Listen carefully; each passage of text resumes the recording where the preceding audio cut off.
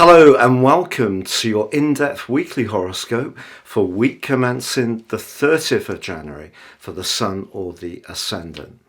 I'm going to give you the key features to look out for, but please stay with me. I will then dive deep to give you in forensic detail all of the ins and outs for the signs from Aries through to Pisces. If you're a returning visitor to my channel, thank you so much for joining me once more. If you're new, it's great to have you with me. Please like or comment. I answer all comments. This is very much a community. And also subscribe. And if you would like to understand what the next year will hold for you as an individual, as opposed to your zodiac sign, if you give me 3 pieces of personal birth data of time, date and place of birth, I can give you your forecast, but also my special package of 30% off your life roadmap report. This helps you to understand where you can seize opportunities more firmly, but also some of the patterns that may have repeated themselves that are not so easy. The more you can intimately understand what these are about, the more you can overcome them. Also, I will provide your free Zodiac, Indian and Chinese 12-month forecast completely free of charge. Please see the link below. So this week begins with the Sun forging a really energized link with Mars. But later in the week, Mars and Venus are actually going to be in a tense right angle. But that can just amp up the attraction of someone that you may encounter. Essentially, the Sun in the sign of Aquarius is about friendship. Mars in Gemini is about communications. So if there's somebody that you're attracted to in a social context, then the text messages and emails can soon flow. There can be a meeting up and it can be great fun. Or you may find yourself in the mood to be much more active. But with Venus, the planet of allure, in the sign of Pisces, this is a more reflective location, but Venus actually is exalted here. It likes being in Pisces, and it's asking us to be attuned to how things feel. Mars has an element of urgency around communications in Gemini, so I wouldn't think it's a great idea to rush communications around anyone. If you get to know them this week or you've been recently getting to know them, just let things go at their own pace. But there can be a sense of desire. Now also this week, we do see the Sun in a much more discordant right angle to Uranus. And this may just ring a little bit of a bell in the back of your mind. And the reason is because a year ago, this exact aspect occurred, but also because Saturn in Aquarius has been in that extended right angle with Uranus in Taurus. But the Sun's moved in. Now the Sun obviously is about our core energy. Uranus in the sign of Taurus is about everyday money, but also our self-worth. So it is possible that there is going to be something that comes out into the open as this week goes on, that the truth seeker Uranus pushes us to fess up about.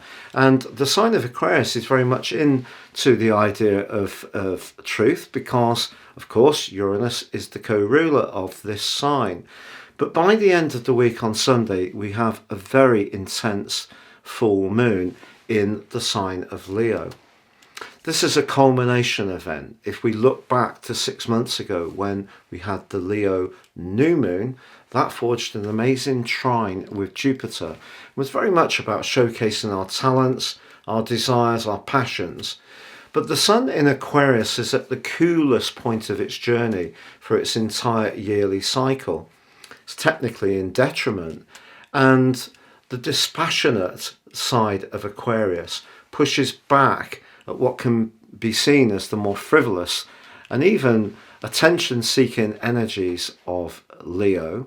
And because the Uranus energies in Taurus is very much about how much something's worth, but it can be an erratic energy, this is not the best of times to speculate. So over the next 2 weeks, I wouldn't be risking any resources on any get-rich-quick scheme, or if a friend recommends buying something that just seems to be absolutely amazing, I'd slow things down. Also, this can be a time when affections, whether it's with friendships or in a love relationship, can be influenced by our values. And if our values are not meshing with someone that we're spending a lot of time with, this can bring some turbulence into the open in the next 2 weeks. But also this week, we do have a very compassionate link between Mercury and Neptune. And it's just encouraging us to try to understand why we react in certain ways, what conditions us to have the responses we have. But I think that the full moon is essentially quite a triggering event. Please stay with me for your in-depth forecast for each of the 12 signs. So Aquarius, your week begins, and February too, with the sun in your sign in a really beautiful link with Mars.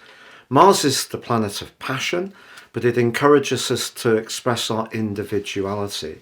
And in the 5th house and your sister air sign of Gemini, this is a great place for you to strut your stuff, feel good about yourself, feel alluring, but also do something very decisive and dynamic.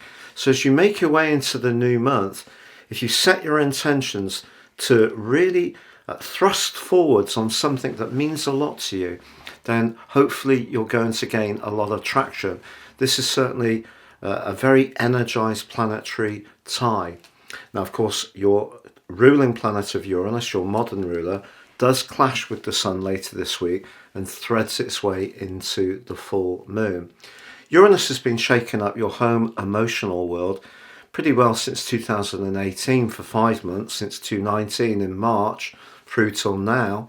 Depends on exactly where your planets are, if you have beyond the sun in Aquarius or other planets in your nativity, exactly how Uranus is impacted on you. But for many people it has been a restless time.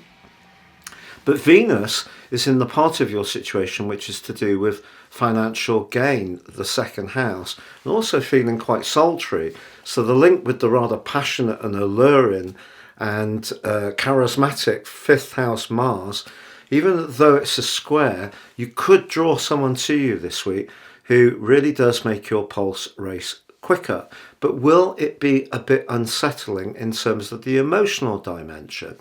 Have you almost set your mindset to think that certain things won't unfold in your life, or your reality is blah blah? Well, Uranus could really challenge that this week in a really pleasant and delightful way, but it could still see you a little bit sort of rocked. Then the full moon itself, obviously the moon's in your 7th house, but the moon in the 7th house is a good place for the moon to be because it gives us the opportunity to reach into how other people feel. And if we think that the new moon in your sign of the 21st of January was asking you to set your intentions in terms of your individuality, perhaps someone's just going to remind you that however single-minded you're being on the projects and strands that are really important to you, they still need your interest support too. And, you know, that can be a good thing to be reminded of. It's just the way that you're reminded could be quite sudden or erratic because of Uranus interfacing with these two areas. But the other thing, of course, is that the position of the moon in Leo could be that you encounter somebody who has quite a kind of a way of approaching things that could be quite self-centered. So it could be you that's finding it a bit of a challenge to lean into their point of view if you feel they're not appreciating just how much you're investing in the big picture. So an interesting dimension to this particular Leo full moon this year, but with Uranus in the mix, things can be a little bit unpredictable, particularly about how you feel things, about family dynamics, and about where you're living. So around all those areas, there could be some intensity. But Venus squaring with Mars could see you tempted to splash out on some new clothes to give yourself a more glamorous vibe, or be very generous to someone that you really like. But there could be quite a romantic dimension to this week for sure.